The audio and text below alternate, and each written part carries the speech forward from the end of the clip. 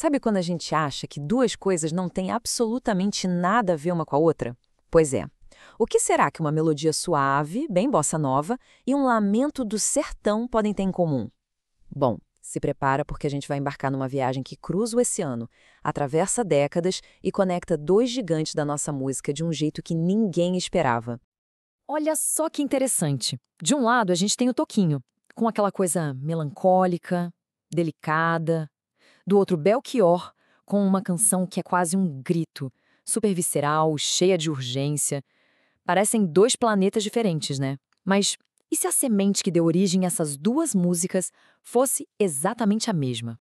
Pensa comigo, a música do Toquinho é tipo um fim de tarde tranquilo, sabe? Suave, sereno. Já a do Belchior, essa é uma noite numa cidade grande, meio solitária, com aquela luz forte que revela uma verdade bem crua. Como é que esses dois mundos poderiam se encontrar? Pois é, a conexão não tá na melodia, nem no ritmo. Ela tá na literatura. Acontece que as duas canções nasceram das últimas e trágicas palavras de um poeta russo, escritas num quarto de hotel lá em São Petersburgo. É uma origem bem sombria, totalmente inesperada para essas músicas que a gente conhece.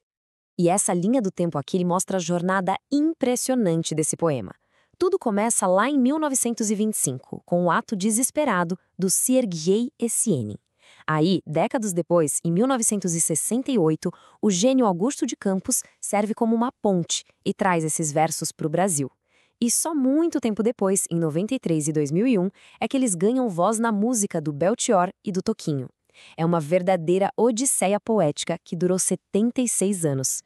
E para a gente entender o peso disso, é preciso imaginar a cena. Contam que não tinha tinta no quarto do hotel. Então o Yesenin usou o próprio sangue para escrever o poema de despedida para o amigo dele. Isso aqui não é só um texto, gente. É um testamento. É o último suspiro de alguém transformado em arte. Então, a grande pergunta é como é que um mesmo poema, que nasceu de um ato tão extremo, deu origem a duas músicas tão diferentes? Vamos analisar agora essas duas visões, essas duas transformações. A análise que a gente está usando nos dá duas ferramentas para entender o que o Toquinho e o Belchior fizeram. Pensa assim, são duas formas de lidar com uma obra. Uma é a contratual, que é ser um intérprete fiel, que honra a original. A outra é a polêmica, que é quando o artista meio que debate, transforma, até briga com o texto original. O Toquinho escolheu o caminho da fidelidade, da abordagem contratual. Ele pegou a tradução do Augusto de Campos e basicamente vestiu o poema com a melodia dele. Ele agiu como um curador de museu, sabe? Que apresenta a obra com todo respeito, tentando preservar a essência.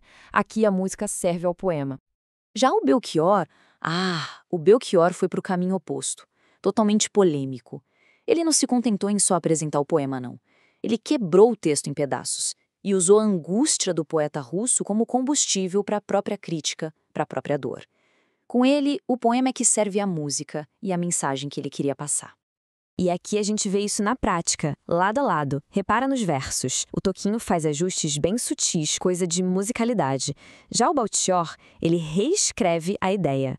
Onde era uma despedida final, vira um até mais ver, na distância. Ele transforma o adeus trágico em algo mais cotidiano, mais melancólico, que se encaixa perfeitamente na narrativa dele. E não para por aí. O Belchior coloca mais uma voz nessa conversa. Ele não dialoga só com o poeta russo, mas também com o nosso Olavo Bilac. A música dele vira um ponto de encontro de ideias, um papo denso entre épocas, estilos e angústias completamente diferentes. Essa tabela aqui resume tudo de um jeito bem claro. Olha só a linha abordagem. Toquinho é contratual, fiel. Belchior é polêmica, ele adapta, debate. Ou então o contexto do álbum. Um está celebrando a carreira, o outro está fazendo uma crítica social pesada. São dois projetos artísticos que não podiam ser mais diferentes, mas que nasceram da mesmíssima fonte. Ok, mas por que eles seguiram caminhos tão diferentes? A resposta não está só na cabeça dos artistas, está no meio que eles escolheram. Existe uma diferença brutal entre ler um poema numa página e ouvir uma canção sendo tocada. Para explicar isso, tem um conceito muito útil: esfera discursiva. O nome pode parecer complicado, mas a ideia é simples. É basicamente o contexto onde a arte acontece. E esse contexto, se é um livro, um palco, uma galeria, muda tudo, muda o significado da obra. Pensa na experiência de ler um poema. É uma coisa íntima, né? É um diálogo silencioso só da pessoa que está lendo com o poeta, com a página. Dá para parar, reler, pensar. É um ato bem solitário, no bom sentido. Agora, uma música é outra história. Quando o Toquinho e o Belchior levam o poema para a música, ele entra numa outra esfera, a verbo musical. A palavra se junta com a melodia, com a voz, com o ritmo. A experiência deixa de ser solitária e vira um evento coletivo, compartilhado. A performance do artista é que dita a emoção de todo mundo. E tudo isso que a gente viu, a tradução, a adaptação, a mudança de um meio para o outro, nos leva a uma ideia muito maior e muito bonita sobre como a arte funciona. É que nenhuma obra é uma ilha. Ela sempre faz parte de uma conversa que nunca acaba. Existe até um nome para isso, dialogismo, uma teoria do pensador Mikhail Bakhtin. Basicamente, ele diz que toda obra de arte é uma resposta a algo que veio antes e, ao mesmo tempo, um convite para outras respostas no futuro. A música do Toquinho é uma resposta ao poema. A do Belchior é outra. As duas continuam a conversa que o Yesenin começou lá atrás. E essa frase aqui do Círculo de Bakhtin é genial, resume tudo. O estilo são pelo menos 2 homens.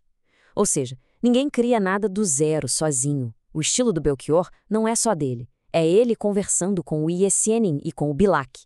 O do Toquinho é ele em diálogo com o Augusto de Campos e com o Yesenin. Criar é sempre um encontro. Então, no fim das contas, o coração dessa história é esse. Toquinho e Belchior não estavam só copiando um poema. Eles estavam respondendo, dialogando com ele.